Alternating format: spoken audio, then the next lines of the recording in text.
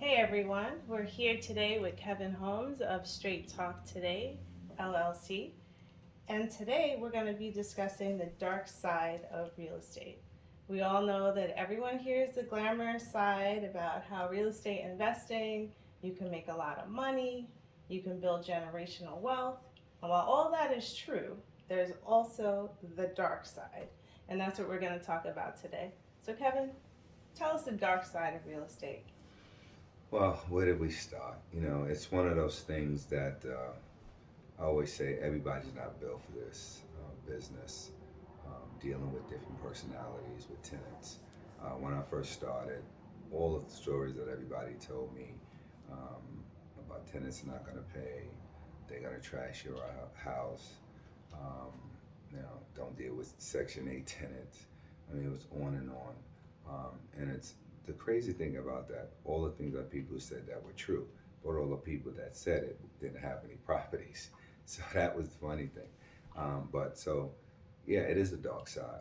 But when I look back at all the things, some of the stories that happened, one that I recall, there was a tenant that I told them I was selling the house. One of the things about in this business, you got to kind of look at people. What are they doing? You see new cars. You see this guy was married before. He's paying child support. So you start people overextending themselves. So I seen he start being late with the rent.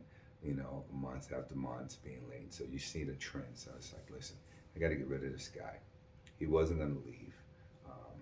Everybody go, oh, I'll take him to court. The time you go to court, back and forth with that, you're Well, going hold to on lose a money. second. So he was late, but he was still paying. Yeah, but it was getting excuses after excuses. So I seen the trend. What happens in this business, people start telling you their problems of why they can't pay. Right. Meanwhile, you have a responsibility, but nobody seems to care about that. They just start telling you their problems. So you start getting the problems. That's one of the signs that people start going there and why they leave. They're gonna pay you this week, and then they give you drips and drabs and this, that, and the other. So I told the guy, I'm gonna be selling the place.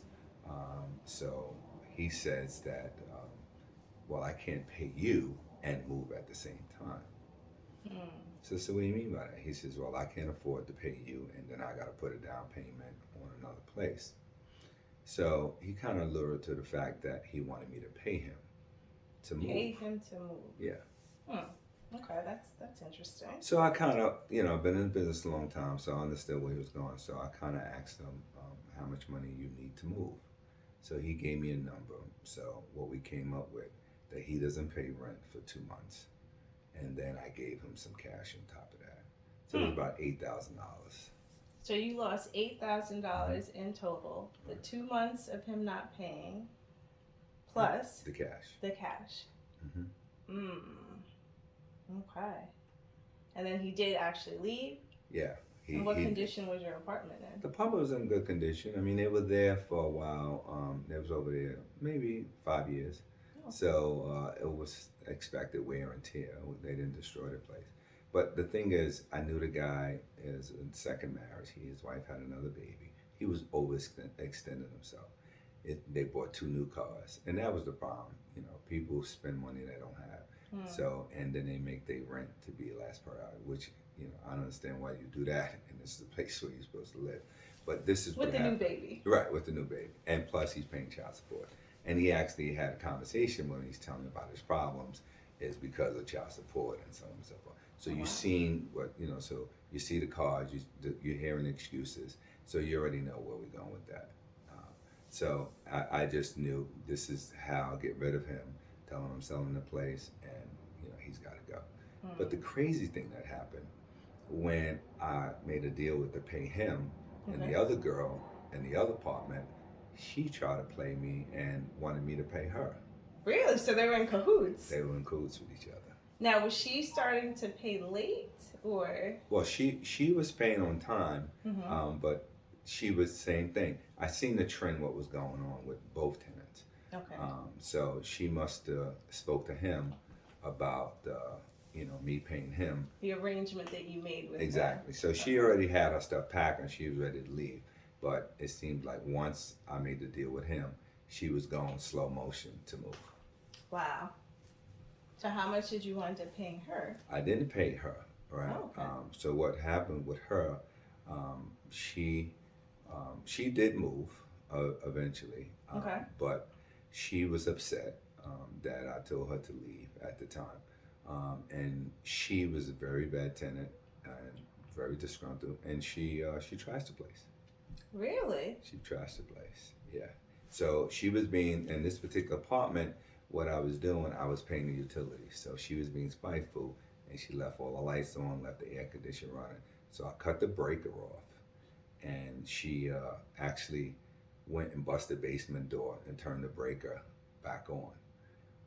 And then she Wow. moved, and actually it was so crazy because my cousin Kenny stayed there because we were working. Once that guy moved out, that I paid, we were Mhm. working on an apartment. So my cousin stayed there, and she was supposed to move out, and she came like 3 in the morning, and my cousin heard somebody coming, so he got up and turned the light on. She had a van, and then she turned back around and left. So what do you think she was gonna do? So what happened was I picked my cousin up to go do a side job the next day. When we came back, she took her stuff out and she trashed the place. She Mm. bust all the windows, threw eggs all along there, left the refrigerator open. So these are the things that happens in the business. So not only that, so now you have to go and renovate the place and put it back on the market. So thank God that I can do all these things and have a team to be able to do that because there's no way I would have been able to survive in this Yeah. business. So over $8,000 with the first guy, Mhm. right? Yeah. And now you've got this tenant, this woman who trashes the place. Right. She paid her rent though, right? Well, she did pay her rent, but her too was late and starting the whole trend too. So you kind of knew it was going. And then when I told her I was selling the place, that's when nobody wants to pay. Gotcha. Mhm. Gotcha. So what would you say would be the total cost for her? Well, I had to renovate the whole place, so it probably cost me about 10 grand. I had to get all new windows, all new Mm. carpet, new paint, this, that, and the other. So 10,000 from her, 8,000, a little over 8,000 with him. So that's $18,000 Mhm. in losses. Yeah. And not only that, then you have to count how long it's going to take you to renovate the place. So now you got to renovate both places, and then at that point you have to put it back on the market. So you write it off as a loss, right? But the bottom line is you got to have the money to be able to do it, and because you know I'm a I was a licensed contractor in New York, Homes Home Improvement Company I had, and plus I'm an electrician, and my uncle taught me plumbing, so I do that and have a team to be able to get in there and get the thing done. So that's what saved me in this business because I'm handy. But if you're not handy and you got to pay somebody, it's gonna be very tough. So the dark side of real estate is definitely no joke. Yeah. Well, this is the first segment of many more to come about the dark side of real estate. So stay